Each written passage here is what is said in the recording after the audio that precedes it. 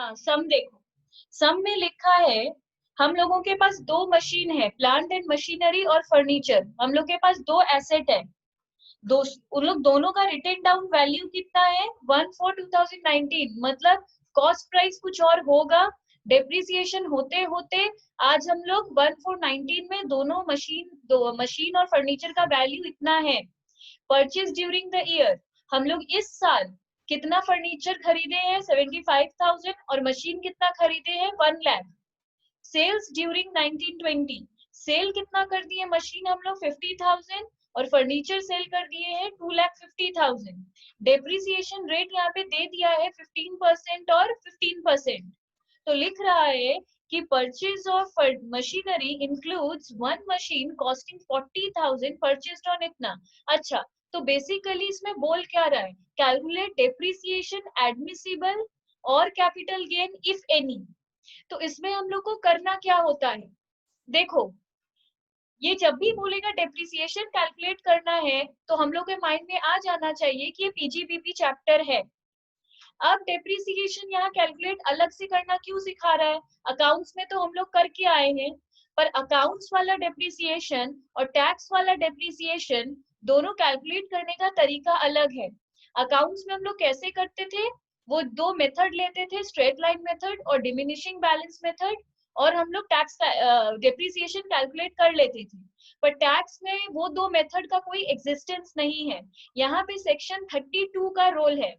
Section 32 में देखो हम क्या लिखे हैं,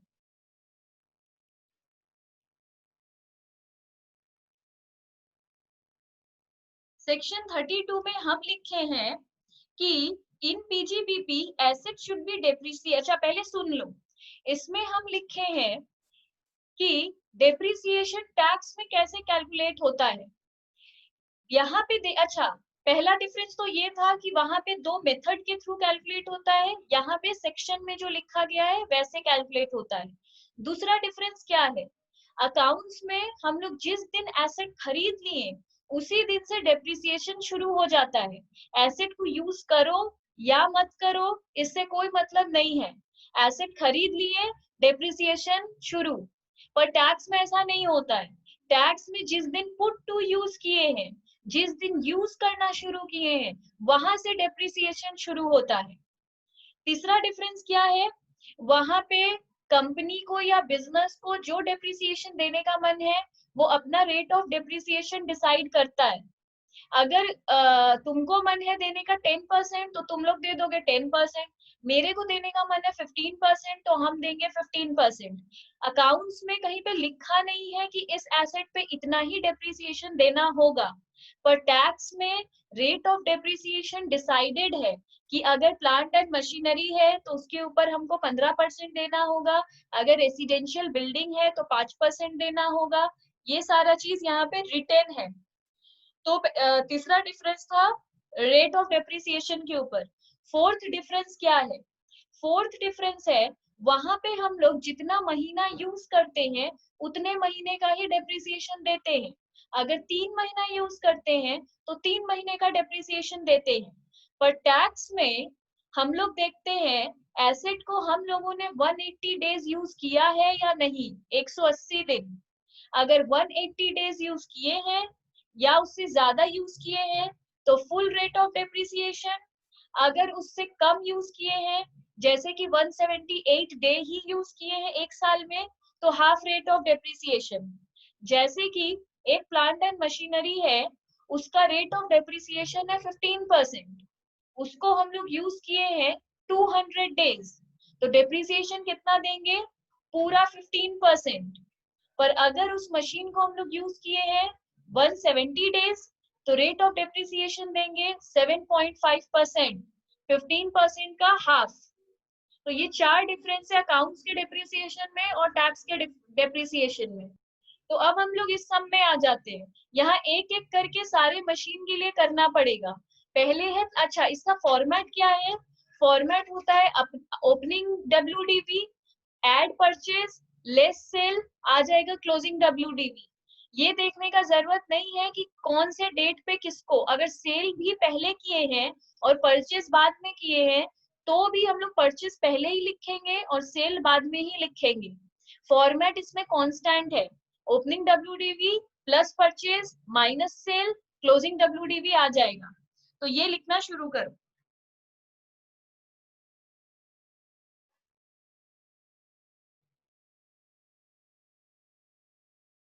लिखो illustration 21 computation of admissible depreciation under section 32 for previous year 1920 assessment year 2021 particulars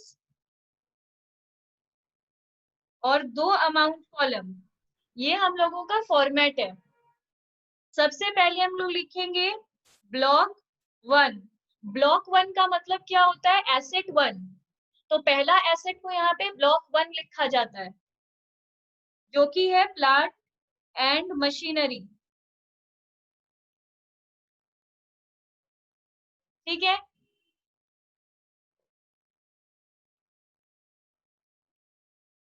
हमेशा रेट ऑफ डेप्रिसिएशन मेंशन कर देंगे कि रेट ऑफ डेप्रिसिएशन इसके ऊपर कितना है, 15%। ये याद से हम लोग को दिखाना होगा। अब लिखेंगे ओपनिंग WDV। एग्जाम में WDV वर्ड यूज नहीं कर सकते, फुल फॉर्म लिखना पड़ेगा, written down value as on 1/4/19। हम लोग का ओपनिंग WDV कितना है, 3 लाख। 3 लाख है हम लोग का ओपनिंग WDV। इसके बाद हम लोग इसमें ऐड करेंगे परचेज। तो लिखो add purchase during the year, add purchase during the year. हम लोग कितने का परचेज किए, 1 लाख। परचेज करके कितना हो गया हम लोग के पास टोटल मशीनरी, 4 लाख का। इससे लेस करेंगे sales, sales during the year.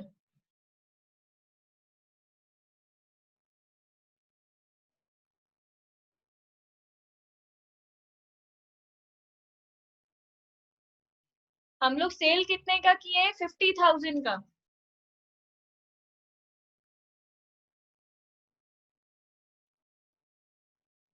तो हम लोग का क्लोजिंग WDV कितना है,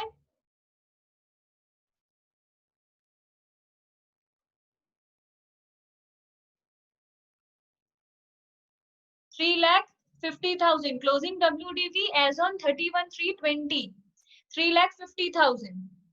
अब इसके बाद बोल रहा है इस पे डेप्रिसिएशन निकालने के लिए।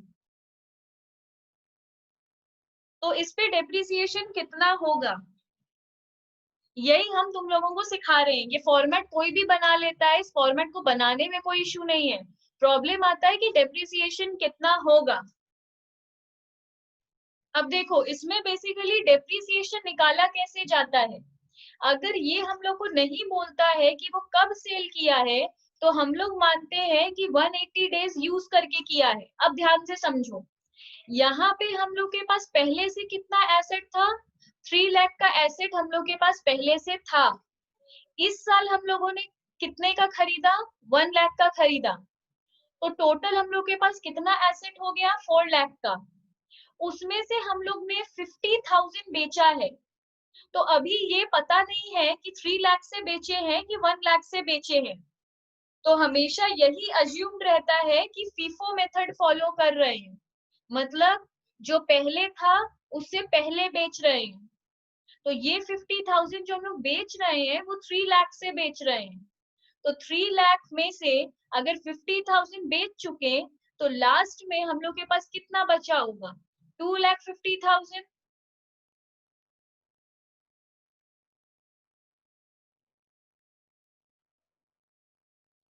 तो हम लोग के पास कितना बचा है, 2,50,000।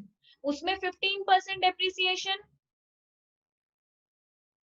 क्यों इसमें फुल डेप्रिसिएशन, क्योंकि लास्ट ईयर से यूज करते हुए आ रहे हैं, तो 180 डेज तो हो ही गया होगा।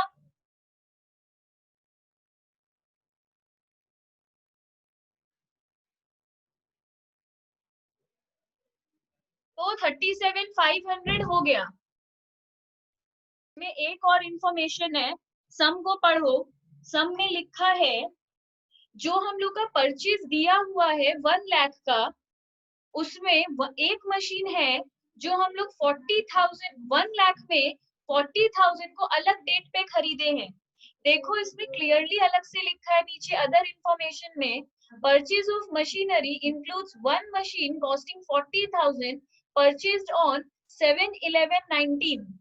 देखो जब भी हम लोग को कोई डेट मेंशन नहीं करता है, ड्यूरिंग द ईयर लिख देता है, तो हम लोग उस पे फुल रेट डेप्रिसिएशन मार देते हैं। क्यों? हम लोग मानते हैं कि उसको पूरा 180 दिन यूज किए होंगे, पर यहाँ पे क्या किया है, 2 में डिवाइड कर दिया है परचेज को, 40,000 को अलग कर दिया है, तो ड्यूरिंग द ईयर में 60,000 होगा।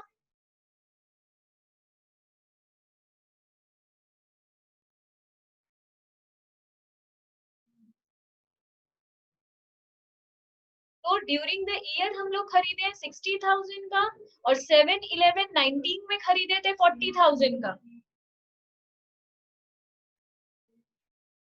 तो ये 1 लाख वहां पे वैसे आया। अब यहाँ पे हम लोग क्या कर रहे हैं, अब डेप्रिसिएशन देना है।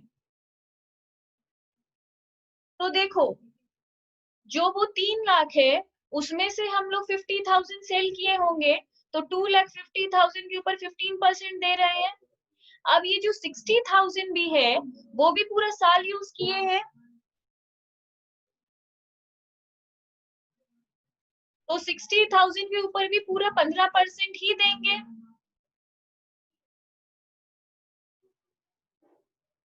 मतलब 9,000।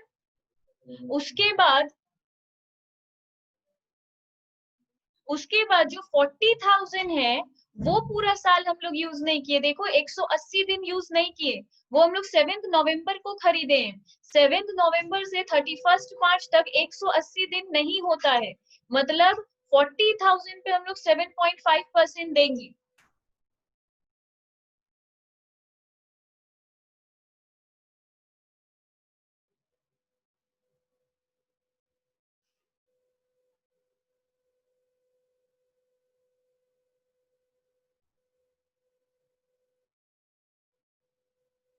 तो डेप्रिसिएशन आएगा 49,500। ओके, तो अब इसके बाद करो फर्नीचर के लिए, उसको लिखो ब्लॉक 2।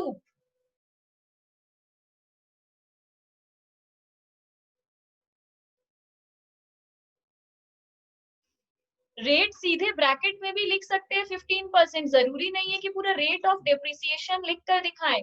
डायरेक्टली फर्नीचर ब्रैकेट में 15% लिख सकते हैं। तो ये हम लोग कर दिए। इसके बाद सेम जैसे ऊपर किए इसके साथ भी करो।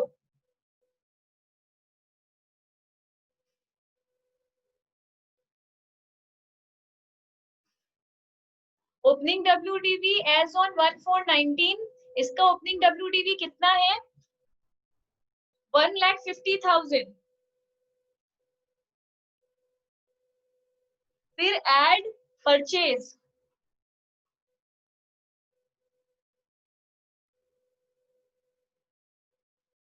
75,000।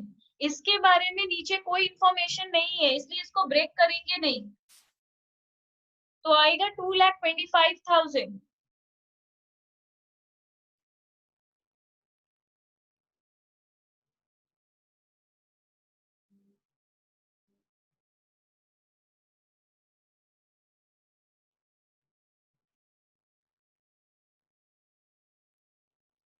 इसके बाद भी लिखे less sales during the year, sale कितने का किए,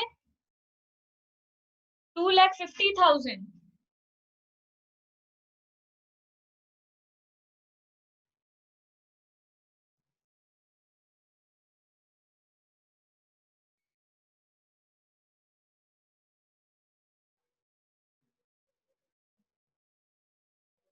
तो जब भी हम लोग के पास एसेट था 3,25,000 का, और हम लोग सेल कर दिए 2,50,000 में, तो बचेगा तो कुछ भी नहीं, मतलब पूरा बेच दिए, पर हम लोगों को कैपिटल गेन हो जाएगा। हम लोग 2,25,000 के सामान को 2,50,000 में बेच दिए, मतलब प्रॉफिट कर लिए हैं यहाँ पे, प्रॉफिट करने से कैपिटल गेन आ जाएगा।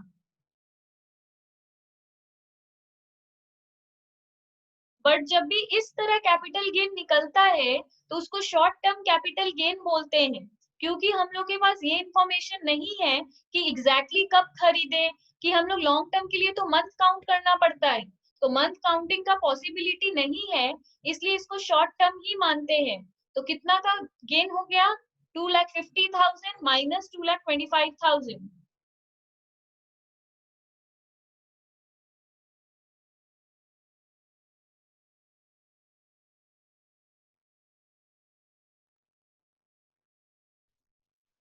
incurred in connection with research during the previous year 1920। ये सम करने के पहले कॉन्सेप्ट सीख लेते हैं, साइंटिफिक रिसर्च एक्सपेंडिचर। इसमें क्या लिखा हुआ है, देखो ध्यान से समझो।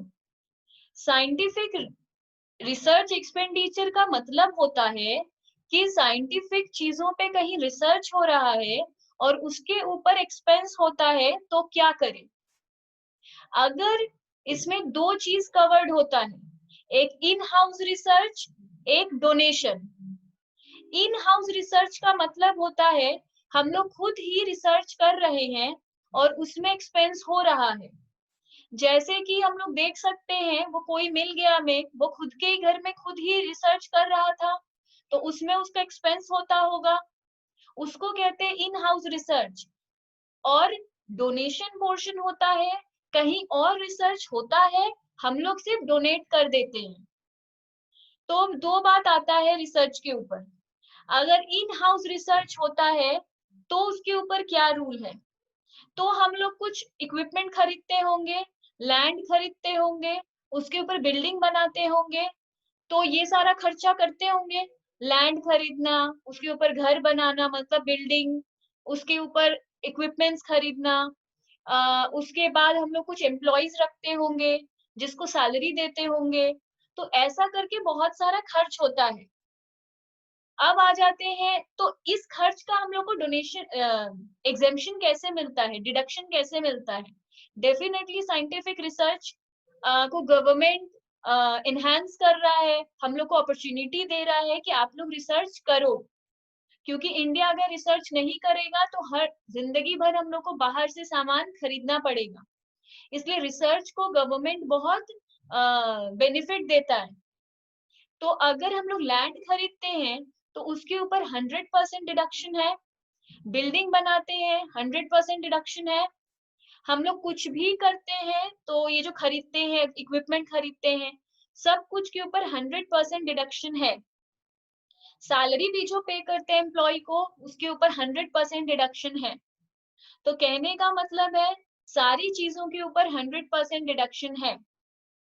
अब और आगे जाए तो हम लोग का आ जाता है कि अगर डोनेट करते हैं तो डोनेशन के ऊपर भी कुछ रूल है। हम लोग कैसे जगहों पर डोनेट करते हैं, कहीं पे भी डोनेट कर देंगे तो डिडक्शन मिल जाएगा, नहीं। कोई कोई स्पेसिफाइड जगह है जहां पे डोनेट करेंगे तो डिडक्शन मिलेगा। कितना मिलेगा और कहाँ कहाँ करना है इसका हम लिस्ट दिए हैं। अब साइंटिफिक रिसर्च का सेक्शन क्या है, सेक्शन है 35। 35 में लिखा गया है कि हम लोगों को, देखो इसमें दो एक्सपेंडिचर में बांटा गया है, इन हाउस रिसर्च को दो एक्सपेंडिचर में बांटा गया है। पहला है रेवेन्यू एक्सपेंडिचर और दूसरा है कैपिटल एक्सपेंडिचर। हम इसको थोड़ा सिंप्लीफाई करके लिख देते हैं।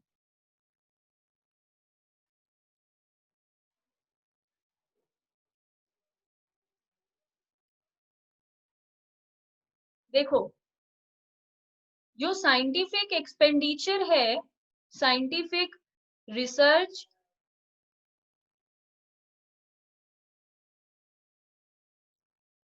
तो ये सारा बात किसमें लिखा हुआ है, scientific research expenditure under section 35। इसमें लिखा है हम लोग दो तरीके का एक्सपेंडिचर करेंगे।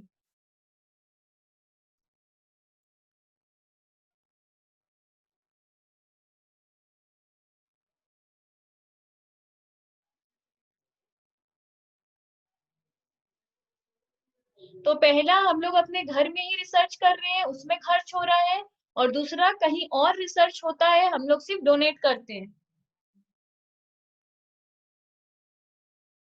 अब in house research in house expenditure दो तरीके का होता है, एक रेवेन्यू एक्सपेंडिचर, एक कैपिटल एक्सपेंडिचर।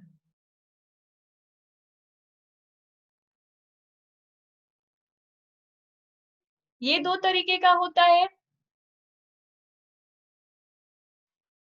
रेवेन्यू एक्सपेंडिचर के अंदर क्या क्या आता है? रेवेन्यू एक्सपेंडिचर के अंदर आता है सैलरी पेमेंट जो करते हैं एम्प्लॉय को, वो।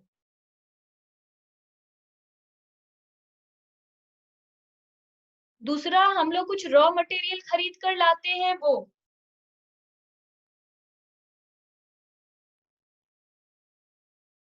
तो ऐसे खर्चों को हम लोग कहते हैं रेवेन्यू एक्सपेंडिचर। कैपिटल एक्सपेंडिचर क्या है? वही लैंड, बिल्डिंग, ये सब।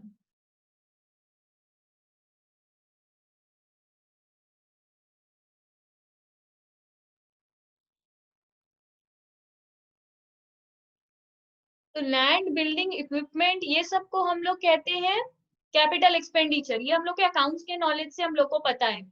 इन सब के ऊपर ही 100% डिडक्शन है।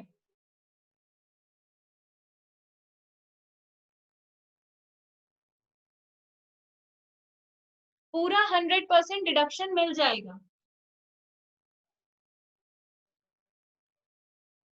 अब आते हैं डोनेशन के ऊपर।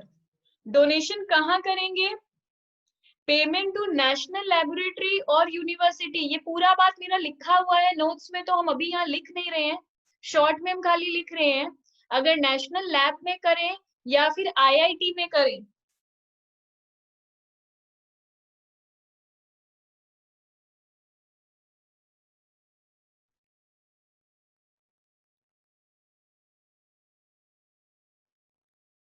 नेशनल लैब में करें या फिर आईआईटी में करें, हम लोग को 150% ऑफ अमाउंट पेड मिल जाएगा। हम लोग को डिडक्शन कितना मिल जाएगा? 150%। मतलब 100 रुपया डोनेट करेंगे तो 150 रुपीज का डिडक्शन मिल जाएगा। दूसरा क्या है? अगर सेंट्रल गवर्नमेंट रिसर्च एसोसिएशन में करेंगे, मतलब Indian institute of science, Indian institute of science में करेंगे तो हम लोगों को 150% यहाँ पे भी मिल जाएगा। अगर हम लोग करते हैं सोशल साइंस के लिए, या स्टैटिस्टिकल रिसर्च हो रहा है, सोशल साइंस के ऊपर रिसर्च हो रहा है या फिर स्टैटिस्टिकल रिसर्च हो रहा है, ये सब में करेंगे तो 100%।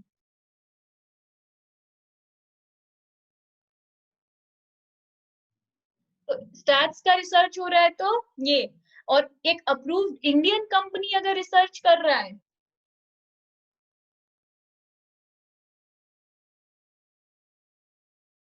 कोई अप्रूव्ड इंडियन कंपनी है, तो भी 100%। तो ये चार जगह पे करेंगे तो दो जगह 150% और दो जगह 100% हम लोगों को डिडक्शन मिल जाएगा। अब देखो इलस्ट्रेशन 22, इसमें दिया है हम लोग एक फार्मास्यूटिकल कंपनी है, मतलब दवाई बनाते हैं, मैन्युफैक्चर करते हैं। Submitted the following list of expenses incurred in connection with research. हम लोग दवाई बनाते हैं तो कुछ रिसर्च करते हैं, तो उसके ऊपर कुछ खर्च हुआ है, क्या क्या? कॉस्ट ऑफ लैंड लगा है हम 50,000 का, हम लोग मशीन खरीदे हैं 75,000 का, 80,000 हम लोग सैलरी दिए हैं जो रिसर्च पर्सोनेल को, और contribution for carrying out approved research. और हम लोग कंट्रीब्यूशन किए हैं मतलब डोनेट किए हैं, कंट्रीब्यूशन का मतलब यहाँ पे डोनेशन है, तो हम लोग डोनेशन भी दिए हैं। कहाँ पे? 40,000 दिए हैं Calcutta university for carrying out approved social research project. Calcutta university एक अप्रूव्ड यूनिवर्सिटी है, तो इसमें डोनेट करेंगे तो हमको डिडक्शन मिलेगा।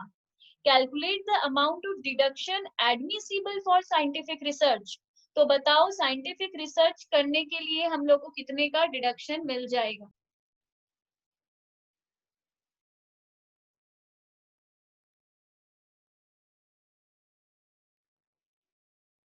computation of amount of deduction admissible under section 35। Section लिखना बहुत इंपॉर्टेंट है वरना मार्क्स डिडक्ट हो सकता है। अब इसमें पर्टिकुलर्स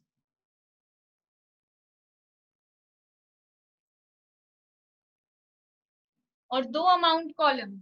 अब सबसे पहले हम लोग क्या लिखेंगे? सबसे पहले हम लोग लिखेंगे जो इन हाउस रिसर्च किए थे।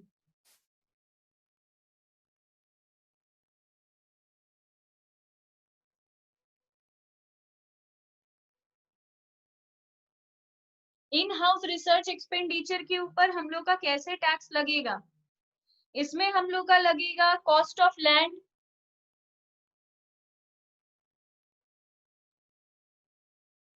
Cost of land. लैंड खरीदने के ऊपर कोई भी डिडक्शन नहीं मिलता है, सिर्फ लैंड अकेला एक एलिमेंट है, अकेला कैपिटल एक्सपेंडिचर है जिसके ऊपर हम लोग को 1 रुपया भी डिडक्शन नहीं मिलेगा। तो इसके ऊपर नहीं मिलता है, हम लोग का निकालने बोला है कितना डिडक्शन मिलेगा, तो लैंड के ऊपर नहीं मिलेगा।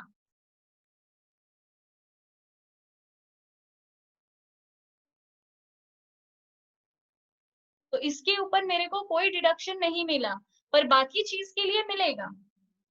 दूसरा क्या था? हम लोग एक मशीनरी खरीदे थे, तो परचेज ऑफ मशीनरी।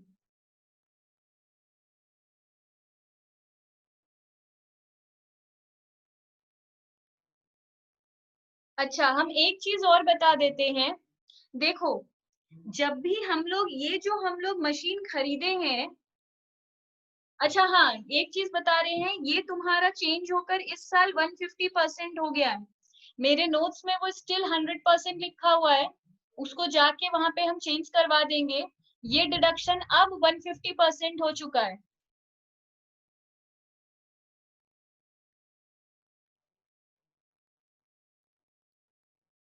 तो 150% ऑफ 75,000 ये अब हो चुका है 112500। उसके बाद सैलरी देना,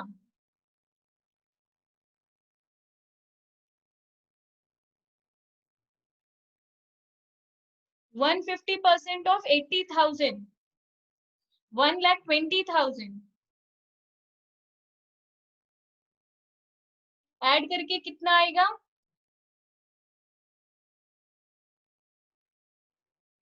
272,500। इसके बाद अब हम लोग जो डोनेट करते हैं उसके ऊपर, तो लिखो contribution to Calcutta university.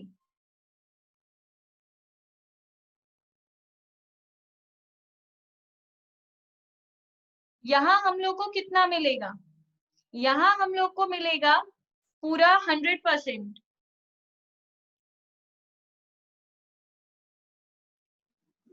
Ma'am वो 272 नहीं होगी, 232 होगा टोटल। हाँ मैम। 112500 प्लस 1,20,000, हाँ 2325। हाँ अब बोल रहा है कैलकाटा यूनिवर्सिटी में हम लोग को कितना डोनेशन करना है, तो यहाँ पे तुम लोग अपने नोट्स में एडिशन कर लेना।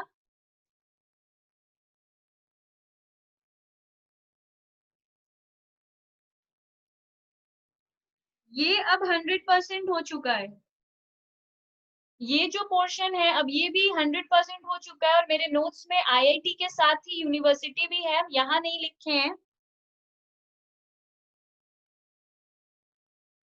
अब यूनिवर्सिटी में भी 100% हो गया है, तो 100% ऑफ 40,000।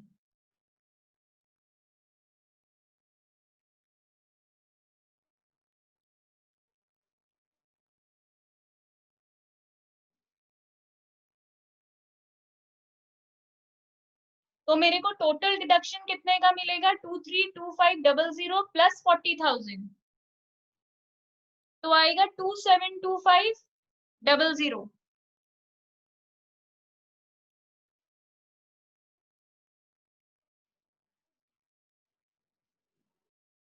हम सब अलग अलग टाइप का सम करवा रहे हैं, कोई भी रिपीट सम नहीं है, बाद में प्रैक्टिस के लिए रिपीट सम देंगे।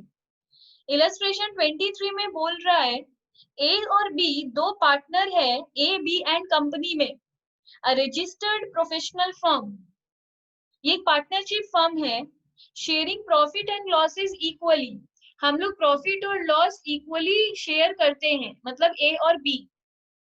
There income and expenditure account for the year ended 31/3/2020, ये इन लोगों का इनकम एंड एक्सपेंडिचर अकाउंट है। इनकम एंड एक्सपेंडिचर अकाउंट का मतलब होता है पीएल, ये इन लोगों का पीएल है। उसके बाद नीचे एडिशनल इंफॉर्मेशन में कुछ दिया है, लास्ट में लिखा है compute the total income of the firm and allocate the income for the purpose of tax assessment of each partner. तो हम लोग को मेन बोल रहा है ये लोग का टोटल इनकम निकालो। अब जो निकालने बोला है उसको टॉप में लिखा जाता है, तो लिखो इलस्ट्रेशन 23।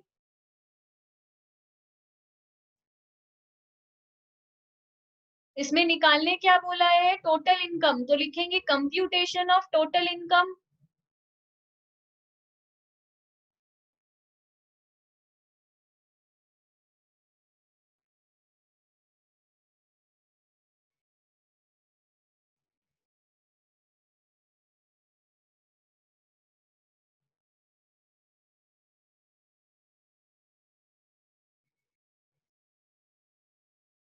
तो वही पूरा line, total income of AB and company for previous year 1920, assessment year 2021।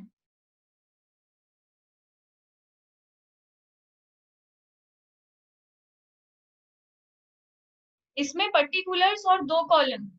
इसके पहले हम कुछ डिस्कशन कर देते हैं क्योंकि ये समझ में नहीं आएगा। इसमें बेसिकली होता क्या है, देखो अकाउंट्स में जो हम लोग पीएल बनाते हैं और टैक्स में जो हम लोग प्रॉफिट का हिसाब करते हैं, दोनों अलग होता है। टोटली नहीं बट बहुत सारा डिफरेंसेस है। क्या डिफरेंसेस है, जब हम लोग अकाउंट्स में जाके पीएल ये सब बनाते हैं तो वहां हम लोग क्या डेप्रिसिएशन लेते होंगे, पीएल सॉरी डेप्रिसिएशन जब लेते हैं तो वहां स्ट्रेट लाइन मेथड से या फिर डब्ल्यूडीवी मेथड से डेप्रिसिएशन निकालते हैं और पीएल में जाके टू डेप्रिसिएशन लिखते हैं। पर अभी हम लोग जैसा कि पढ़े हैं कि टैक्स में अलग टाइप से डेप्रिसिएशन निकलता है। तो पहला तो यहाँ पे जो डेप्रिसिएशन दिया हुआ है रॉन्ग है, क्योंकि अकाउंट्स की तरह से बना हुआ है, हम लोग को डेप्रिसिएशन चेंज करना है। दूसरा, हम लोग वहां पे प्रोविजन फॉर बैड डेट भी खर्चा में लिखते हैं। अगर हम लोग को लगता है कि डेटर लोग पैसा नहीं देगा, प्रोविजन का मतलब होता है हमको लगता है कि नहीं देगा, तो वो हम लोग बैलेंस शीट में डेटर से लेस करते हैं और यहाँ पीएल में आके to provision for bad debt लिख देते हैं जैसे कि खर्चा हो। पर टैक्स कहता है कि तुम्हारा हुआ नहीं है, तुमको लगता है कि डेटर लोग पैसा नहीं देगा, तो अभी इसको खर्चा में मत लिखो। तो टैक्स अथॉरिटी कोशिश करता है कि मेरा वो प्रॉफिट को बढ़ा दे, इंक्रीज कर दे। तो वो क्या करेगा, इस प्रोविजन फॉर बैड डेट जिसको हम खर्चा बोल के पीएल में डाले हुए थे अकाउंट्स में, वो टैक्स अथॉरिटी जब देखेगा तो मेरा प्रॉफिट में उसको ऐड बैक करा देगा, बोलेगा ये आपका कोई खर्चा नहीं है, इसको हटाओ। उसको कोई भी खर्चा को हटा देंगे तो मेरा प्रॉफिट बढ़ जाएगा। अब ऐसा और भी बहुत सारा आइटम है। अब वो क्या क्या आइटम है वो हम एक बार में लिस्ट दिए हैं, वो देखो। हम लिस्ट दिए हैं कि कौन कौन से हम लिखे expenditure not allowed as deduction, कौन कौन से एक्सपेंडिचर है जिसको लेस करने नहीं देगा। Loss on profit on sale of shares, अगर शेयर सेल किए हैं और कोई लॉस हुआ है तो इसको यहाँ पे हम लोग को लॉस मानने नहीं देगा। फिर एक्सेस पेमेंट टू रिलेटिव, ये हम धीरे धीरे सब में बताते हैं, एक्चुअली अनलिमिटेड आइटम्स है, तुम लोग को बहुत सारा है, अभी बोलेंगे तो सिर्फ टाइम वेस्ट होगा, लर्न तुम लोग को नहीं होगा। तो हम अभी क्या करने जा रहे हैं, हम करेक्ट प्रॉफिट निकालने जा रहे हैं टैक्स के हिसाब से। ये जो निकला हुआ है ये अकाउंट्स के हिसाब से नेट प्रॉफिट निकाला हुआ है, हम लोग को टैक्स के हिसाब से नेट प्रॉफिट निकालना है। तो सबसे टॉप में लिखो net profit as per PL.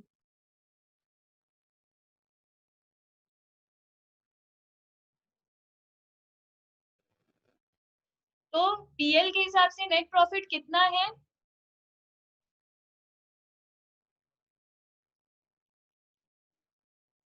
$12,000 दोनों पार्टनर का है, तो टोटल कितना होगा? 24,000।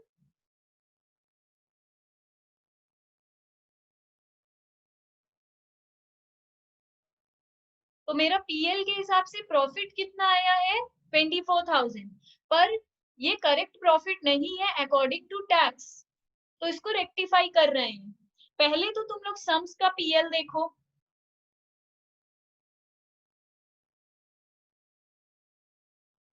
पीएल में क्या क्या दिया है? पहला है सैलरी, इसके ऊपर कोई रूल नहीं है। फिर है डेप्रिसिएशन, ये जो डेप्रिसिएशन दिया है ये अकाउंट्स के हिसाब से दिया है, इसको टैक्स के हिसाब से हम लोग को लेना है, तो ये अकाउंट्स वाले को वो हटा देगा, इसको हटा देगा मतलब नेट प्रॉफिट में ऐड बैक कर देगा।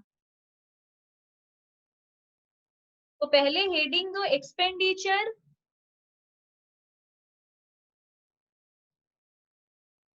Not admissible.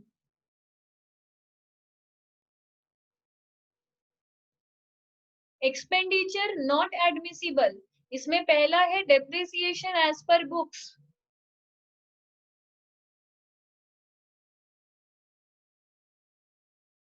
तो बुक्स के हिसाब से मतलब अकाउंट्स के हिसाब से डेप्रिसिएशन है 20,000। उसके बाद क्या है? ऑफिस एक्सपेंस, ये ठीक ही है, रेंट ठीक है। प्रोविजन फॉर बैड डेट, इसको टैक्स नहीं मानता खर्चा, तो वो एड बैक करा रहा है। ये कितना है? 5,000। उसके बाद है सैलरी ए का और बी का। अब ये जो ए और बी का सैलरी है दैट इज 54,000 और 72,000, टैक्स कहता है कि आप लोग खुद को दे रहे हो। तो ऐसे तो खुद को हम बहुत सारा सैलरी देके प्रॉफिट को नील ही कर देंगे, गायब ही कर देंगे और बोलेंगे प्रॉफिट हुआ ही नहीं, हम टैक्स देंगे ही नहीं। तो बोला खुद को सैलरी देने का यहाँ पे कोई खर्चा नहीं है, इसको एड बैक करो। पर हम लोग को पार्टनरशिप में सिखाया गया है पीएल एप्रोप्रिएशन बना के सैलरी को भी खर्चा में लिखते हैं। तो टैक्स अथॉरिटी बोल रहा है ये कोई खर्चा नहीं है, इसको एड बैक करो। तो salary paid to partners, partner को सैलरी देंगे तो उसको खर्चा नहीं मानेंगे। 2,000 प्लस 72,000।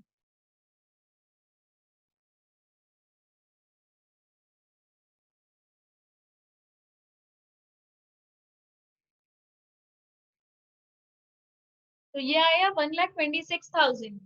उसके बाद बोल रहा है commission to B, again commission को भी वो खर्च नहीं मानता, तो उसको भी एड बैक करवा देगा।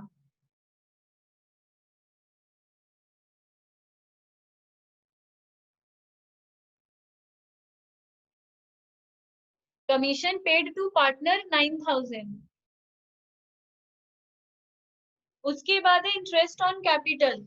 अब डेफिनेटली अगर कोई चीज नहीं मान रहा है तो इंटरेस्ट ऑन कैपिटल को भी नहीं मानेगा, पर कहाँ तक नहीं मानेगा? इंटरेस्ट ऑन कैपिटल को एक लिमिट तक खर्चा मानता है, तो कहाँ तक नहीं मानेगा? बस इंटरेस्ट ऑन कैपिटल के ऊपर रूल है।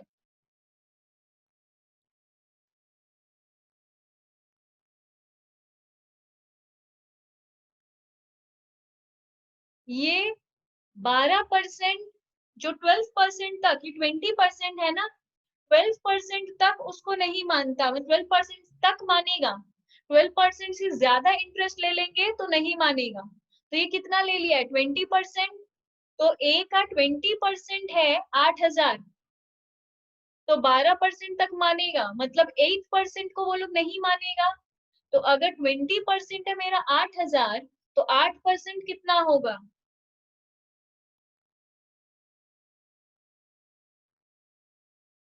तो 8,000 डिवाइडेड बाई 20 इंटू 8, और इसका 7,000 डिवाइडेड बाई 20 इंटू 8।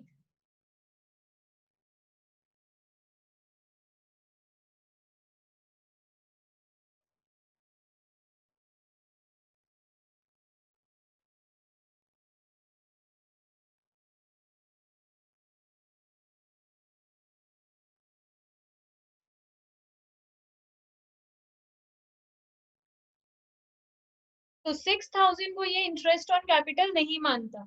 इसके बाद है share of profit. Share of profit के ऊपर क्या रूल है?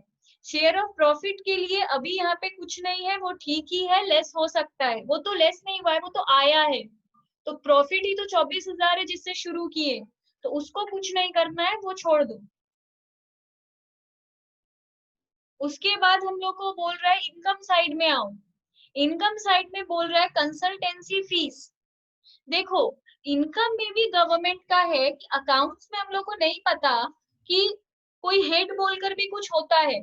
जहां से इनकम आता है हम लोग पीएल के बाई में लिख देते हैं, जहां से भी इनकम आता है। पर टैक्स में सारे इनकम का अलग अलग जगह है। तो टैक्स में कंसल्टेंसी फीस तो ये लोग का बिजनेस का है, ठीक है, पर बैंक इंटरेस्ट टैक्स में किस हेड में जाना चाहिए? बैंक इंटरेस्ट जाना चाहिए अदर सोर्सेज में। तो ये पीजीबीपी में इसके ऊपर टैक्स दे रहा है, तो गवर्नमेंट बोलेगा ये इनकम को यहाँ से हटाओ, क्योंकि यहाँ पे टैक्स उस पे नहीं लगेगा। मतलब ये इनकम को कम करा दे रहा है, यहाँ से हटा रहा है बैंक इंटरेस्ट को। तो 2-3 लाइन छोड़ के लिखो less admissible.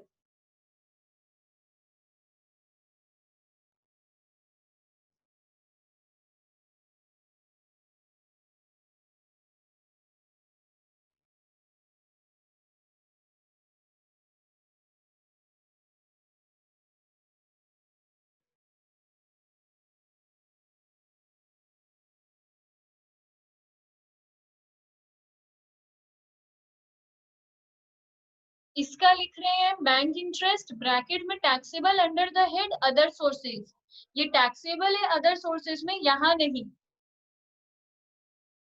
That is 14,000।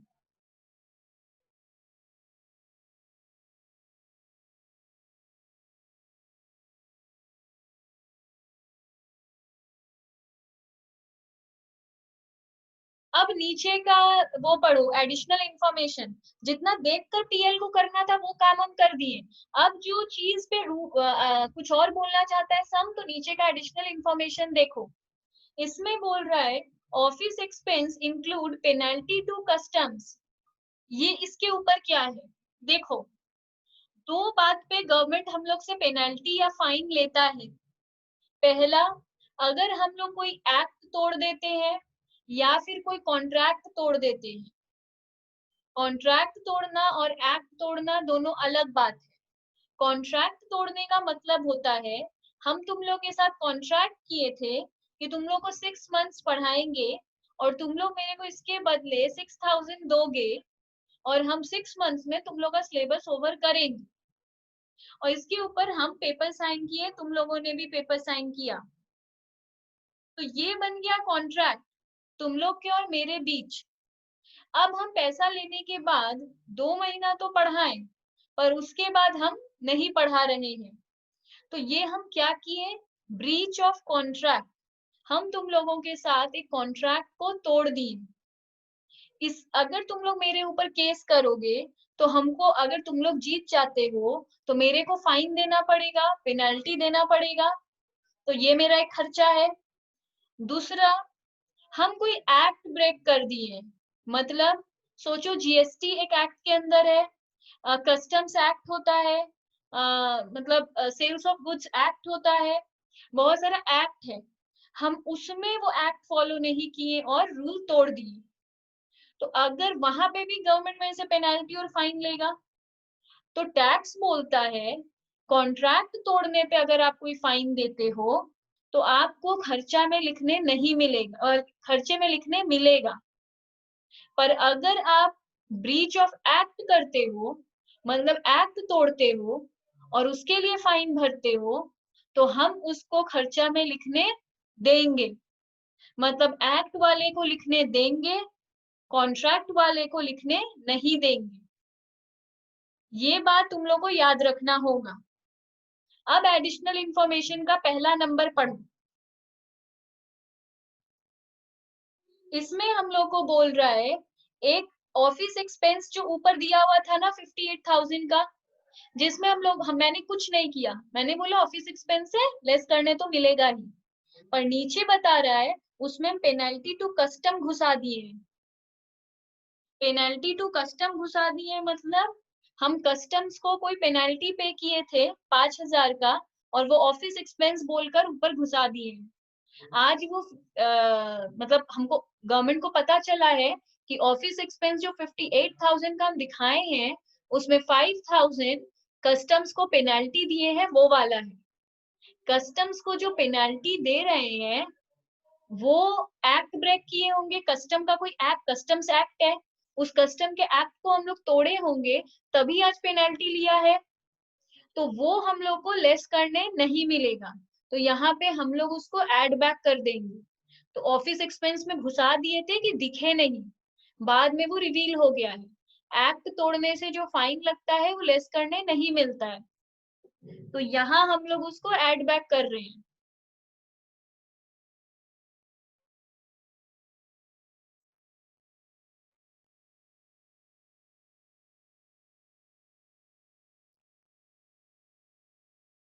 Bracket में लिख लो breach of act.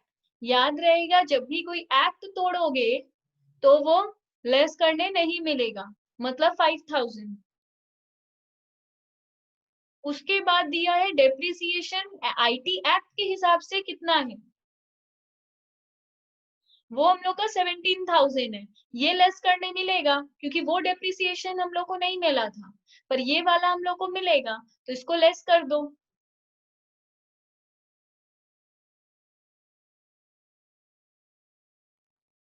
Depreciation as per IT act 17,000।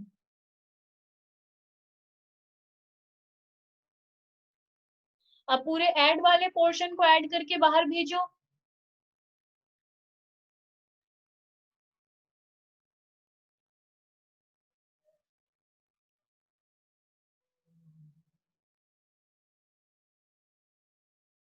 Add करने से आएगा 1,71,000, ऊपर का 24,000 को ऐड करो,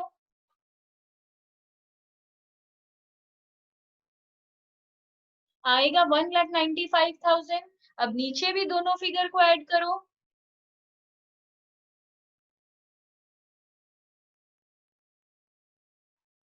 तो आएगा 31,000। उसको लेस कर दो 1,95,000 से, तो आएगा 1,64,000।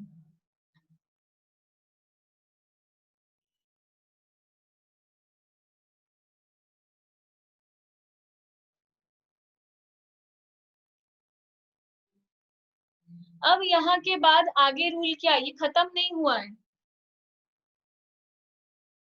अब इसके बाद क्या होता है, हम लोगों का यहाँ तक क्या आ गया, यहाँ तक जो आता है हम लोग इसको बुक प्रॉफिट कहते हैं। ये कॉन्सेप्ट सिर्फ पार्टनरशिप फर्म के लिए है। बाकी अगर सोल प्रोप्राइटर का बिजनेस होता या कोई कंपनी होता तो मेरा सम यहीं पे खत्म हो चुका होता, पर जबकि ये पार्टनरशिप फर्म है, इसके आगे का रूल रहेगा। याद रहे, ये पार्टनरशिप फर्म है, इसलिए हम इसके आगे अभी सम कर रहे हैं। अगर ये सोल प्रोप्राइटरशिप या कंपनी होता तो हम इसी को टैक्सेबल टोटल इनकम लिखकर खत्म कर देते। तो पार्टनरशिप फर्म में इसको बुक प्रॉफिट कहते हैं।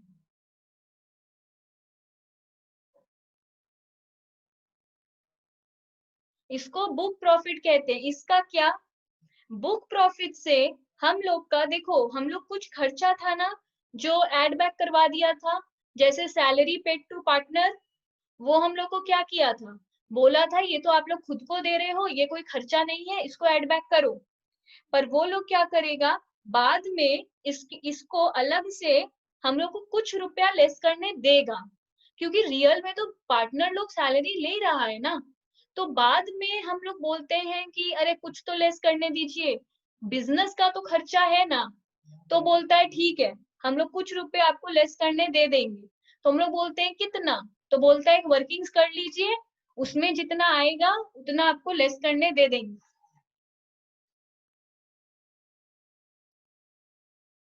ये वर्किंग्स क्यों करना पड़ रहा है, क्योंकि हम लोग को सैलरी पेड टू पार्टनर्स में थोड़ा सा हम लोग को लेस करना है, हम लोग चाहते हैं कि लेस करें, इसलिए कुछ वर्किंग्स कर रहे हैं। तो लिखेंगे कैलकुलेशन ऑफ अलाउेबल रेम्यूनरेशन।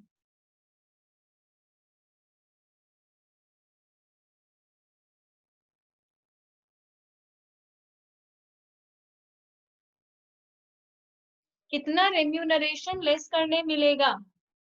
तो लिखो remuneration as per IT act, remuneration as per IT act,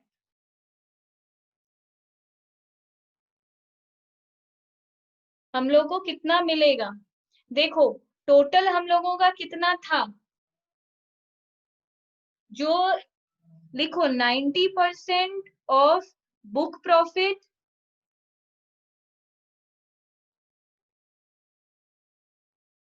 या फिर 1,50,000, which ever is higher. 1,50,000 fixed है, तो 90% ऑफ बुक प्रॉफिट मतलब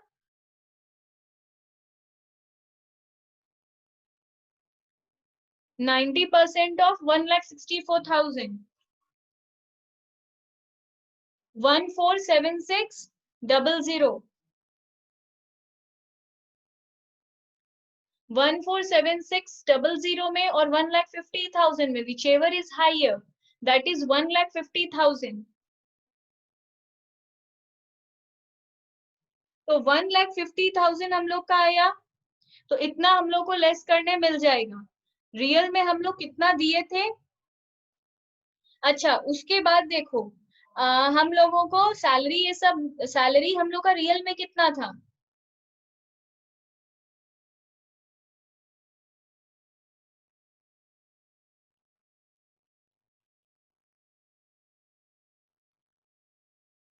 ये हम लोग का रेम्यूनरेशन आया एज पर आईटी एक्ट, और रेम्यूनरेशन एज पर बुक्स कितना था?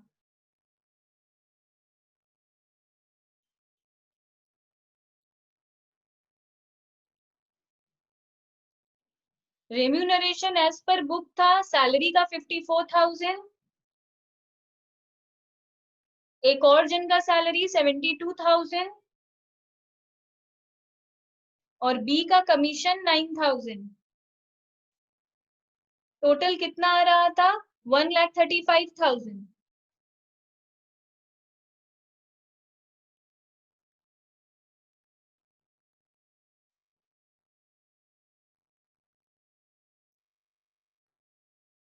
इसमें विच एवर इज लोअर, तो रेम्यूनरेशन के ऊपर लेस अगर करना है तो ये रूल याद रखना होगा। पहले तो वो मेरे से ऐड बैक करवा दिया, माना नहीं, फिर जब हम उसको लास्ट में बोलते हैं कि अरे मेरे को कुछ तो लेस करने दो, तो बोलता है ठीक है, आपको एक वर्किंग्स करना होगा। वर्किंग्स क्या है? Remuneration as per IT act, remuneration as per books, दोनों में जो लोअर होगा आप वो लेस कर लेना। तो रेम्यूनरेशन एज पर बुक्स तो हम लोग को समझ में आता है, जितना सैलरी और कमीशन था सब प्लस कर दिए, बुक्स मतलब अकाउंट्स में जो दिख रहा था वो कर दिए। पर remuneration as per IT act कैसे निकाले? तो बोला 90% ऑफ बुक प्रॉफिट लो और 1,50,000 लो, दोनों में जो हाइयर रहेगा वो remuneration as per IT act है। अब दोनों में लोअर है 1,35,000, तो हम लोग को लेस करने मिल जाएगा 1,35,000।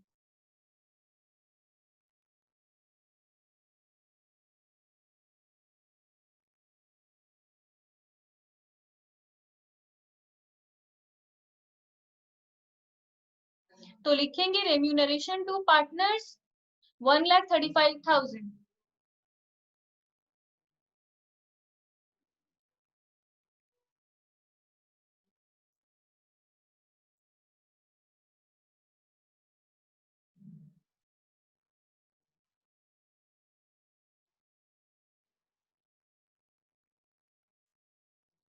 तो फाइनली हम लोग का कितना आया? 25,000। तो इसको लिखो taxable income from PG, taxable income from business.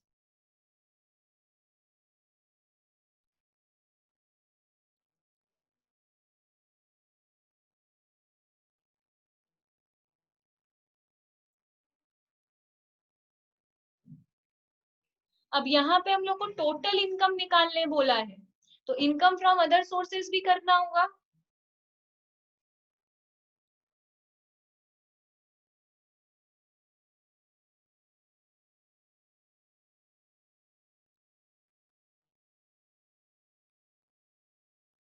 इसमें कितना है? बैंक इंटरेस्ट था 14,000। तो टोटल टैक्सेबल इनकम कितना है?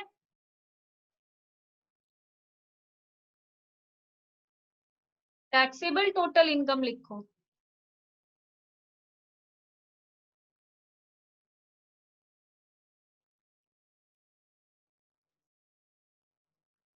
हाँ, तो अब हम लोग यहाँ पे टैक्सेबल टोटल इनकम निकाल लेंगे। पीजीबीपी से आया था 29,000 और अदर सोर्सेस से आया 14,000।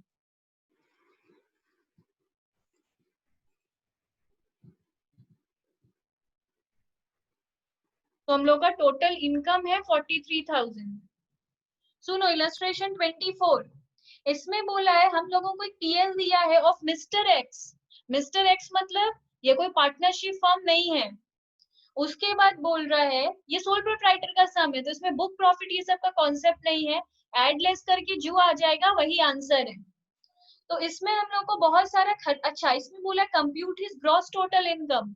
ग्रॉस टोटल इनकम मतलब कोई भी डिडक्शन मत देना। चैप्टर 6A वाला तुम लोग को सिखाए भी नहीं है और देना भी नहीं है। सिंपल जो तुम लोग का आएगा एडलेस करके वही आंसर हो जाएगा। तो इसमें बहुत सारा खर्चा दिया हुआ है, बहुत सारा बाई की तरफ इनकम दिया हुआ है, नीचे बहुत सारा एडजस्टमेंट है। ये तुम लोग देखो, हो तो नहीं पाएगा पर कुछ कुछ आइटम जो सिखाए हैं, मतलब प्रोविजन नाम का सारा चीज ऐड हो जाएगा। जैसे provision for bad debt, provision for income tax, salary to Mrs, अच्छा नहीं ये तो मिसेज एक्स को है, डेप्रिसिएशन एज पर बुक्स, ये 3 आइटम तो तुम लोग ऐड करोगे ही, क्योंकि प्रोविजन मतलब तुम लोग को लगता है, रियल में है नहीं खर्चा वो, तो वो ऐड कर देगा। डेप्रिसिएशन एज पर बुक्स भी वो ऐड कर देगा। उसके बाद बाई की तरफ जो इनकम फ्रॉम हाउस प्रॉपर्टी है वो यहाँ पे टैक्सेबल नहीं होगा, तो यहाँ इसको लेस कर देंगे। हाफ पे छोड़कर करना, हाफ से थोड़ा ज्यादा पे छोड़ देना, लिखना लेस एडमिसिबल। और इनकम फ्रॉम हाउस प्रॉपर्टी को लेस कर देंगे। Dividend from Indian company less कर देंगे क्योंकि एग्जेम्प्ट है अंडर सेक्शन 10 सब सेक्शन 34। और दूसरा अगर टैक्सेबल होता भी तो अदर सोर्सेज में होता। तो ये नीचे पढ़ना, नीचे कोई भी चीज अगर ऐसा दिया है जैसे depreciation as per IT act अगर मिले तो उसको लेस कर लेना। इस तरीके से कुछ चीजों को करो, एटलीस्ट हैंडल करो। सारा ही आइटम न्यू है, हम ये नेक्स्ट क्लास में कराएंगे।